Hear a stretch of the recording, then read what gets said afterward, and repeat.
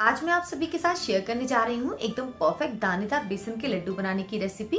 और इन लड्डुओं को हम घर पर पड़ी हुई सामग्री से ही बनाकर तैयार करेंगे, जिससे आप बिना बाजार जाए घर पर पड़ी हुई चीजों से आसानी से बेसन के लड्डू बना सकते हैं। तो चलिए फ्रेंड, शुरू करते हैं इसे बनाना। तो आज हम इन बेसन के लड्डुओं को इस पैकेट वाले बेसन से बनाने वाले हैं। आप सभी ने पैकेट वाला बेसन यूज किया होगा और आपको पता है कि ये जो बेसन है वो काफी बारीक होता है, बट नॉर्मली हलवाई जो है वो दरदरा बेसन यूज़ करते हैं। बट आज हम इस बारीक बेसन से ही एकदम दानेदार लड्डू बनाएंगे। तो सबसे पहले हम इस बेसन का मेज़रमेंट कर लेंगे, क्योंकि बेसन के लड्डू बनाते समय ज़रूरी है कि आप उसका जो मेज़रमेंट है वो एकदम परफेक्ट लें, जिससे आपके जो लड्डू हैं वो एकदम परफेक्ट बनेंगे। तो आप देख सकते हैं मैंने यहाँ पर ये 250 ग्राम बेसन लिया है। तो बेसन को मैंने यहाँ पर वेट करके रख लिया है, तो इसे हम साइड से रख देते हैं। और अब चलते हैं हम गैस की तरफ। तो यहाँ गैस पर हमने एक कढ़ाई चढ़ाई हुई है। इस कढ़ाई में डालूंगी मैं यहाँ पर 200 ग्राम शुद्ध देसी घी। आप चाहें तो इसकी जगह आधा ऑयल और आधा वनस्पति घी भी यूज़ कर सकते हैं। तो अभी हम इसमें से 2 चम्मच जितना घी जो है उसे साइड से रख देंगे, जिसे हम अपनी ज़रूरत के अनुसार यूज़ करेंगे। तो अभी इस घी को अच्छे से मेल्ट होने देते हैं। एक बार जब घी जो है वो कढ़ाई में अच्छे से मेल्ट हो जाएगा, उसके बाद हम इसमें डालेंगे अपना बेसन। तो बेसन को मैंने पहले से ही नाप कर रखा हुआ है, ये 250 ग्राम बेसन है। अगर आप कप से मेज़र करेंगे तो 2 कप जितना बेसन है ये।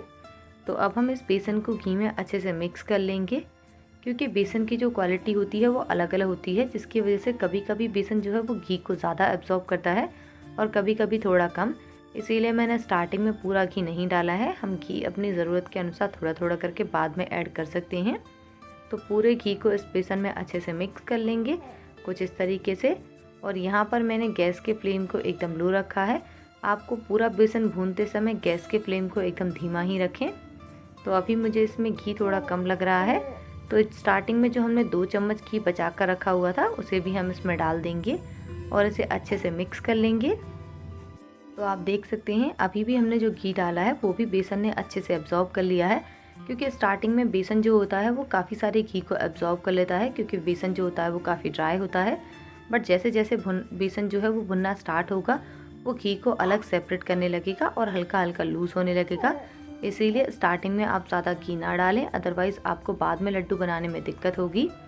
तो अभी आप देख सकते हैं बेसन जो है वो हल्का हल्का गर्म हो गया है, तो काफ़ी लूज़ भी होने लगा है।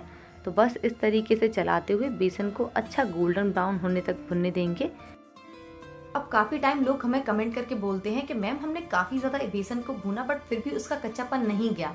अगर आप बेसन को तेज आंच पर भूनेंगे तो इसका कच्चापन जाएगा कैसे? आपने तो सिर्फ उसका कलर चेंज कर दिया, बेसन तो भुना ही नहीं। तो इसीलिए आप बेसन को हमेशा धीमी धीमी आंच पर भूनें, कुछ इस तरीके से। अब अगर बेसन का कलर देखकर आप अंदाज़ा नहीं लगा पा रहे हैं कि बेसन कैसे भुना है, तो आप बेसन में स्मेल करके देखिए, उसमें अच्छे भुनने की स्मेल आ रही है। और अगर आपको तब भी समझ ना आए तो आप हल्का सा बेसन को टेस्ट करके देख लें। अगर इसमें कच्चेपन की स्मेल आए तो आप थोड़ा सा और भून लें। तो देख सकते हैं आप बेसन पहले के कंपैरिजन में काफ़ी लूज़ हो गया है। तो अब हम इस बेसन में यहाँ पर दाने बनाएंगे। तो जैसा मैंने आपको बताया कि हमने पैकेट वाला बेसन यूज़ किया था, जो कि काफ़ी फ़ाइन है। तो इसमें दाने बनाने के लिए हम थोड़ा थोड़ा इस तरीके से पानी डालेंगे, जिससे आप जैसे ही बेसन में पानी डालेंगे झट से इसमें उबाल आने लगेंगे और इससे छोटे छोटे दाने बनेंगे, जिसमें आपको बेसन को लगातार इस तरीके से चलाते रहना है। अगर आप इसे चलाएंगे नहीं तो जो दाने हैं उसका साइज़ थोड़ा बड़ा हो जाएगा, जिससे लड्डू खाने में अच्छे नहीं लगेंगे। तो इस पानी वाले स्टेप को आपको कम से कम 2 से 3 बार रिपीट करना है, जिससे आपके बेसन में अच्छे दाने बने। कुछ इस तरीके से थोड़ा थोड़ा पानी हम डालकर इसे अच्छे से मिक्स करते जाएंगे। तो बस आप इसी तरीके से इसे मिक्स करें, जिससे बेसन में बहुत ही अच्छे दाने बनेंगे। तो यहाँ मैंने बेसन को अच्छे से भून लिया है और इसमें अच्छे से दाने भी बन चुके हैं। तो बस यहीं अब हम गैस के फ्लेम को ऑफ़ कर देंगे। इससे ज़्यादा हमें बेसन को नहीं भूनना है, अदरवाइज़ बेसन का कलर डार्क हो जाएगा। अपने बेसन को अच्छा कलर देने के लिए हम इसमें आधा चम्मच हल्दी पाउडर डाल देंगे और इसे अच्छे से मिक्स कर लेंगे।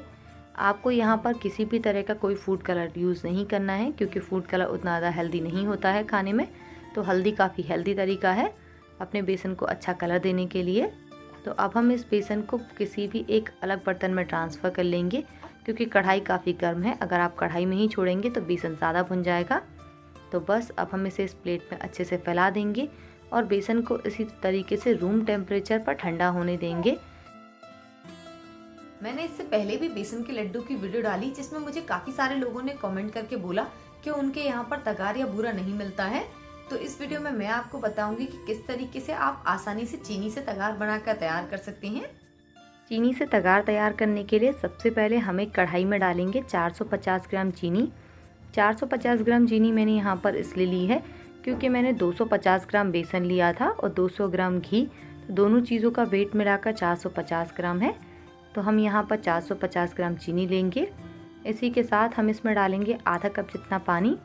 पानी हमें ज़्यादा नहीं डालना है, अदरवाइज़ बाद में हमें तगार बनाते समय इसे ज़्यादा टाइम के लिए पकाना पड़ेगा। तो अब हम इस चीनी को पानी में अच्छे से घुलने तक इसे चलाते रहेंगे, अदरवाइज़ चीनी जो है वो तले में लग जाएगी। एक बार जब चीनी पानी में अच्छे से घुल जाए तब आपको इसे लगातार चलाने की ज़रूरत बिल्कुल भी नहीं है, बस आप इसे बीच बीच में हल्का सा मिक्स करते रहें। तो अब हम गैस के फ्लेम को हाई कर देंगे और इस चीनी के मिक्सचर को कम से कम 3 से 4 मिनट के लिए पकने देंगे। थोड़े टाइम बाद आप देखेंगे कि जो चाशनी का मिक्सचर है वो कढ़ाई में हल्का हल्का जमना स्टार्ट हो गया है, यानी इस कंडीशन में हमारी चाशनी है वो एकदम परफेक्टली पक चुकी है। तो अब इस स्टेज पर हम इसमें डालेंगे 1 चम्मच जितना घी। आप चाहें तो इसकी जगह कोई भी ऑयल भी यूज़ कर सकते हैं। याद रखें उस ऑयल में किसी भी तरह का कोई फ्लेवर नहीं होना चाहिए। तो अब हम इस घी को इसमें अच्छे से मिक्स कर देंगे। घी डालने से हमें तगार खिलाने में बहुत ही आसानी रहती है और तगार जल्दी खिल जाती है। तो बस अब हम इसे और ज़्यादा नहीं पकाएंगे, यहीं हम गैस के फ्लेम को ऑफ़ कर देंगे और इस चीनी के मिक्सचर को गैस से नीचे उतार कर ठंडा कर लेंगे। अब आप इस मिक्सचर को चाहें तो लगातार चलाते हुए, अदरवाइज़ इस तरीके से हिलाते हुए ठंडा कर सकते हैं। हल्का सा ठंडा होने के बाद अब हम इसे इस तरीके से लगातार चलाएंगे। आप देख सकते हैं चाशनी हल्की हल्की लिक्विड फॉर्म में है। अगर आप इस स्टेज पर चाशनी को नीचे उतार लेंगे तो आपको इसकी तगार खिलाने में टाइम बेशक थोड़ा ज़्यादा लगे, बट इसे खिलाना बहुत ही आसान होगा। अगर इन केस आपको समझ नहीं आ रहा है कि आपको कब गैस के फ्लेम को ऑफ़ करना है, तो आप हल्की सी चाशनी को कढ़ाई की साइड में डाल कर देखें। चाशनी वहाँ पर जमना शुरू हो गई है, यानी कि चाशनी एकदम परफेक्ट है। तो बस वहीं आप गैस का फ्लेम ऑफ़ कर दें और अब बस इसे लगातार चलाते हुए ठंडा कर लें।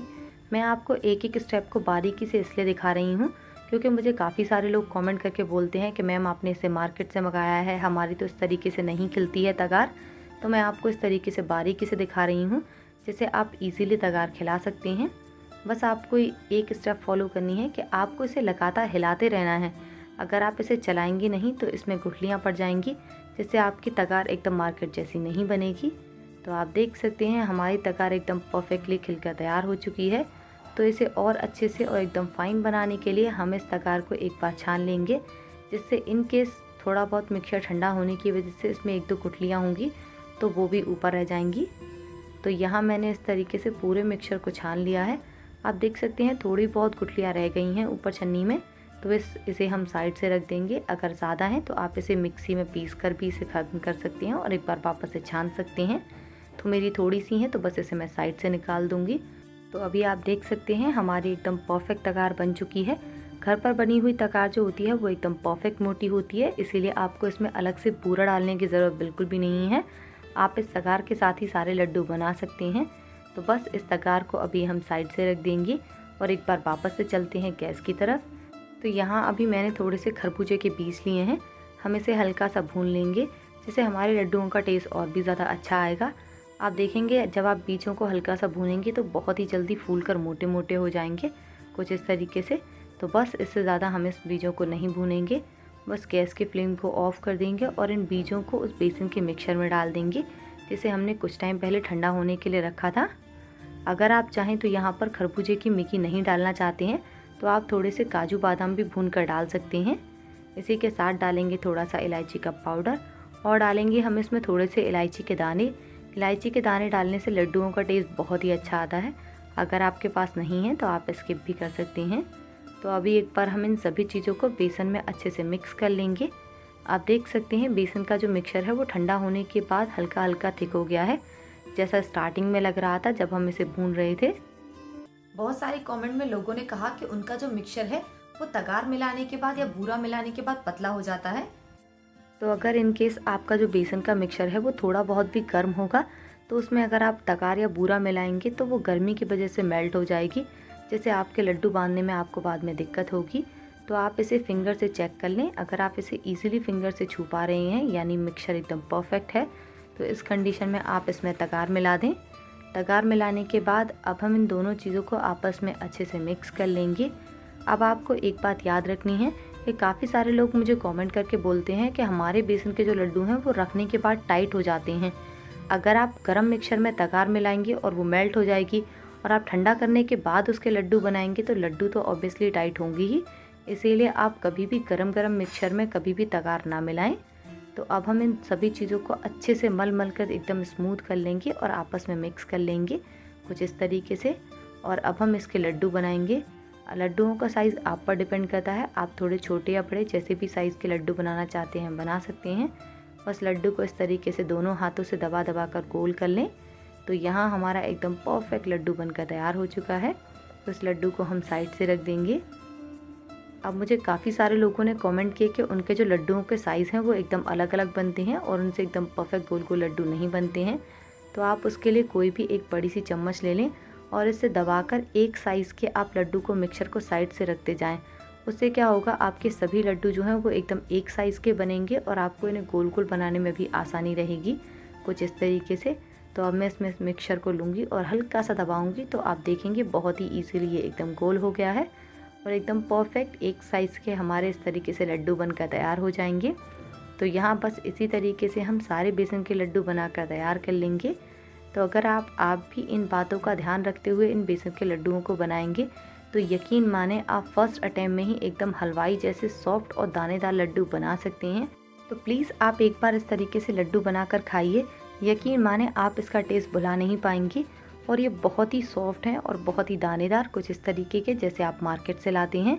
और इन लड्डुओं को आप 1 साल के लिए स्टोर करके रख सकते हैं, ये ख़राब नहीं होते हैं। तो आप भी इन लड्डुओं को ज़रूर ट्राई कीजिए, यकीन माने आपको ये रेसिपी बहुत पसंद आएगी। तो इसी तरीके से मैं एक बार फिर से मिलती हूँ आप सभी के साथ एक नई रेसिपी के साथ। तब तक के लिए बाय बाय।